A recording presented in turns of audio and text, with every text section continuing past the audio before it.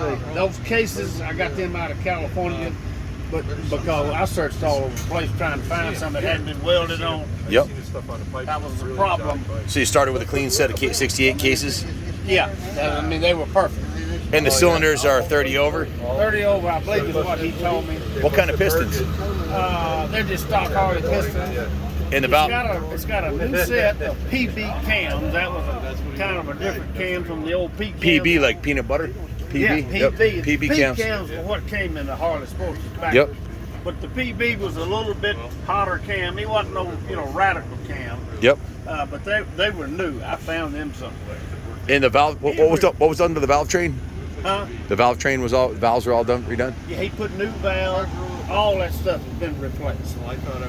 So cams, valves, obviously new intake, the carburetor. The rods are new, the bottom end, all the bearings. He trued. I mean, he does all that kind of stuff. He used to do it for the Harley shop there in Montgomery. Yep. Because they wouldn't fool with the older bikes. Yep.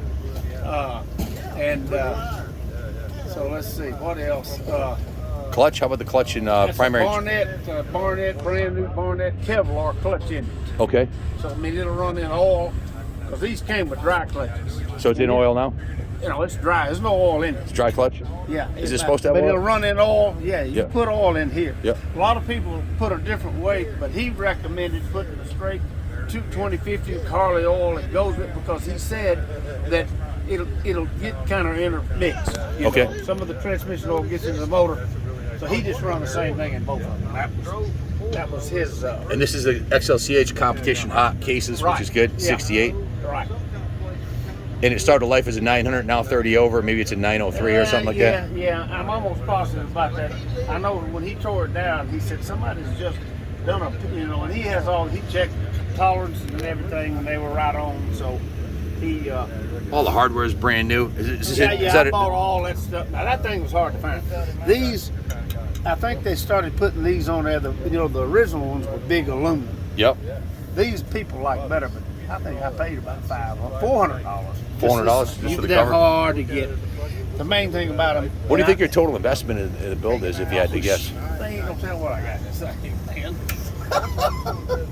You don't want to know, right? I didn't keep a record. You did a beautiful job. It's one of the nicest, cleanest ones I've seen. I knew what I wanted. Yeah. And of course, the guy that did all the other work. I mean, look at all that stuff up there. He did. A lot of people still try to run back here like the original brake had that big old long arm on it. Yep. We didn't like that, so he fabricated all. Yes, that. much more modern with the Wildwood brakes. Right. Yep. Mm-hmm. Very nice. And it's a brand new generator, it looks like. I don't know if it's new. It was he had about 2 or 3, and I got the best one. What kind of ignition did you put in it? It's a magneto. Oh yeah, I'm sorry, magneto. Yeah. Right. See, all that generator does is run the lights. Yep. You remember how you pull up to a stoplight, if you run that far back, and they get dim when it was idle down. This is a genuine XR900. Absolutely. I Harley bought it Davidson. right out here from an old Harley racer named tank. Dick Woods. In the seat, did you have that repulsored fresh? No, it was fine. Yep. Oh, you bought it Had with to that? paint it. Yep. Oh, nice. Because it was just a sanded down. And your guy hand welded that oil tank He together. made that tank. Did a beautiful job. He did. Now it's the And 1980. It's been coated inside here. Have you put gas in it yet? No, they never had gas, but he coated looks the good, inside looks of the good. tank. That's a genuine XR750 factory racer tank, 1980 frame, a 1980 swing arm, and it has the. You went with the 1980 because it had the oil cooler on there, That's right? the first one that had the cooler made into the frame. Yeah. Very nice. 79 is when they Hey, changed the frame. can you do me a favor? Can I see that? Can I see on your phone the picture of you on your original one? Because you had one of these like 40 years ago, didn't you? This one, that same guy, Buddy Davis, built for me back in 1975. The same guy built that built this. That's absolutely. 45 years later. That's right. It's freaking awesome. So you trust him because he did a great job the first time. What's the guy? What was the builder's name? Buddy Davis. Buddy Davis. Anybody down here in the South would know him because people brought stuff to him from all over. So Yep. It's hard to find. You know, it's becoming a lost art. Someone who can craft one of these iron heads into a weapon like this one. You know. When they started stroking the Sportsters, and you had Sifton was making cams for the stroke Sportster motors. You had Dykes making the cylinders, because originally you had to put plates under them cylinders. Yep. Of course, you had to notch out the cases where the rods wouldn't hit because the the old the old originally, well, they used KH cases in there, I believe is what gave you the extra cubic inches. What cranks did he use? Were they what was it, a stock Harley crank with Harley rods, or was it aftermarket rods? No, all that's stock Harley stuff. What kind of pipes are these? Those are XLR replicas. Remember the XLR racing bikes they had back in the 60s? Yeah, I do. Yep. All right, and then I had them jet coated. Who makes those? I don't know. There's a cat called Smith or something Harley Sporty Parts. He's out in California, and I think I don't know if he can get them anymore because but I got them from him and just had him ship them straight to. Yeah, those are beautiful. Jet hot. This is the shifters and beautiful. It looks like all the running gear, the shifter, the pegs, everything looks brand new. Right. And these engines, I think what's his name powder coated all that stuff. The engine covers on this side polished aluminum. Are those off the 68 also? No. 68 was different than this, but this was the style I like. This was probably about a mid 60s. It looks badass. And see, this is an aftermarket. You can't get them anymore because these things every now and then people rag them out. Yeah. They get trashed. So that's new. Nice braided But I liked it stainless, because it matched the cam cover. I mentioned earlier that I've tried a bunch of different carburetors, and by far this is absolutely my favorite carb to put on an iron head. That 36 millimeter right on this thing. And it runs beautiful. And it runs good. It's like the best modification you possibly do to one. Absolutely. This will be a very rideable, streetable bike because it's not a radical build. I mean, you can ride this thing all day long. Yeah, absolutely. It's just beautiful. And the front end here. And all the kickstarter, the gears and all the kickstarter that mesh on the backside of the clutch hub, I found that all brand new from some guy up, one of your Yankee buddies up north had them, and in a new old stock. He put all that in there. Just beautiful. You can see the brake system is all custom Wildwood brakes, master cylinder, and just beautiful. Calipers, Wildwood calipers. Are those Wildwood rotors too, probably? Or are they something else? No, I think they were aftermarket. Because I didn't like the looks. This is a 2007 Sportster front end. Yeah, that's great. Those hubs, I got all them aftermarket. And then I bought new calipers. Beautiful hubs. Everything's brand new. Hubs. Right. Oh, yeah. Bearings, brake, all that system, stuff, man. Front wheel. And 2007 Sportster forks are light years better than what the 68s were, that's for sure. Oh, absolutely. Yeah. Did he do any kits inside of here, or was it just stock? No, they're all just stock forks. Because they make a drop-in kit. There's a company called Legend that makes a cartridge kit. You could actually jump this thing like a dirt bike with those on there, like straight up. You put you put the Olin shocks on there and that kit, and you can jump this thing. Like you could literally you could TT race it with that suspension. Yeah. The tack gear, it comes out of, or maybe it's a speedometer. I found that new. These are aftermarket, but they're made to work with this bike. Just beautiful, absolutely stunning. And of course, obviously, the cable coming out of your magneto is what runs the tack. Yep, really nice, really nice. Is it gearing? Is it geared up or geared down? No, it's probably about standard. Which is good for street riding. Yeah, brand new Dunlops. I forget what came on them. I remember calling Buddy, and he told me about what was standard. And so I just That's badass. The cool bus. I remember this thing. That's cool.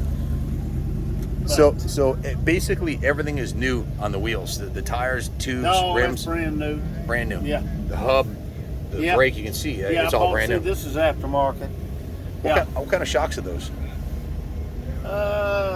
They look like an original Harley shocks. They're brand new. I can see that. Yeah, I can see that. They're not a Harley shock. It looks like a replica of a Harley. I think the first one's all the hardware's too tall.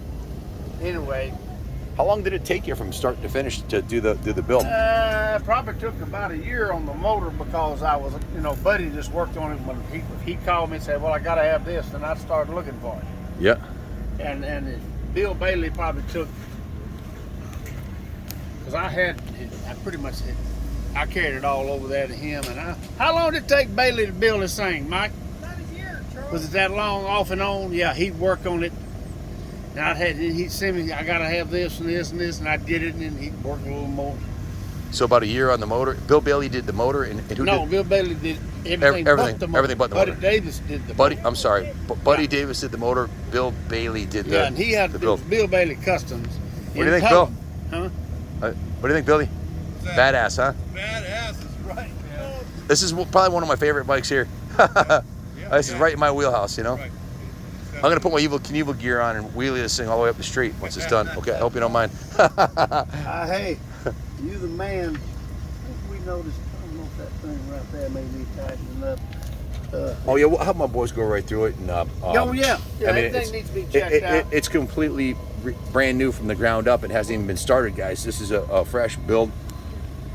Check the clutch. Well, you guys would know. Once you hook it up, you know, you got to go in there and tighten them springs down to get it where it all comes out. It's supposed to be 5/16 inch clearance on that clutch hub. I have a guy, I have Lance Merton, who's done all my iron head stuff. He's an engineer. These things. I'm throwing this in so I don't have to haul it home. Thank you, brother. Hey, I might buy your XL175 too, if you want to sell it. 25 in it. This is that's probably, a price. You know, there's no oil and all that. You need to take these off. These things probably need to be sealed up. Yep, they put gaskets didn't on there. hold up that good. If you didn't seal them right, they would drip oil here. So put a new gasket on there. That's a new gasket. Yeah. But I would use some kind of sealant on both sides of that gasket. What do you recommend doing before you start it? Because there's no oil in it now, right? So. Here's what Buddy told me. Why not? Make see around here. Yeah, right there. Take that out. See that little plug? That's the end of the oil pump. I think you screw that out. Right there. And make sure the oil, when you kick it over and all, push it around with the plugs out, the oil starts pumping out of there. You know the oil's pumping fine. The main thing, you got to get it pumped up into the damn heads where it'll lubricate the guides and all that. Pull the plugs out, maybe put a little oil in the. Well, it won't hurt. I mean, we squirted. He, you know, when he built it, and I pulled the plugs out one time in the 5 years and just shot some oil down and then kicked it over. But the main thing is the guides.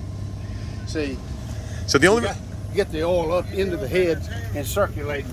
Now, hey guys, because if you crank it up and run it, and you hadn't really got enough oil up in those heads. Just I want to let the viewers know the only reason you haven't started this is you have one of these already. You have one. I've got a 2000. You have two of them. I've got a regular 2004. It ain't quite this old, but it's got these same type wheels. That's the new rubber mounted one, right? Yeah, it's got a tail section like this. It's got a 2-into-1 exhaust, but it's a hot rod. Does the Beware of Dog sign come with it? Huh? The Beware of the Dog sign comes with it? Talk to him. He stuck that on. I'll let you have it. All right, thank you, brother. That needs to stay on it in the museum, you know. I did that because he's so cranky and ornery. He's a dog, so that's why I put it on there. Yeah. And he bites too, if you mess with his Harley.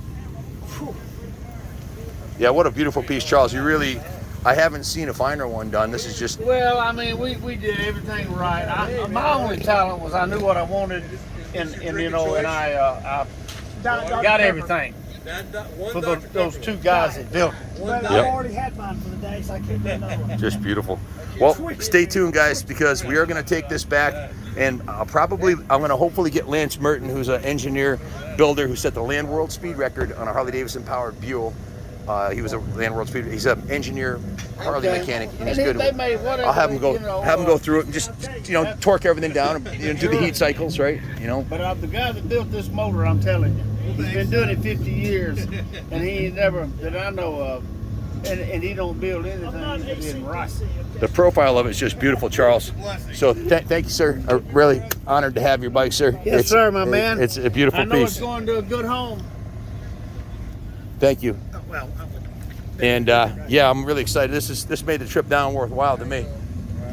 It's like bittersweet. I sold my CVO Dyna yesterday. This is going to make it a little easier. Well, you got one of them. Yeah, two of them. I had a turbocharged one, and I sold my naturally aspirated one. Yeah. So this is gonna. I'll text you some pictures of my other bike. Yeah, I'd love to see them. You'll like it too. I mean, it's a good-looking bike now.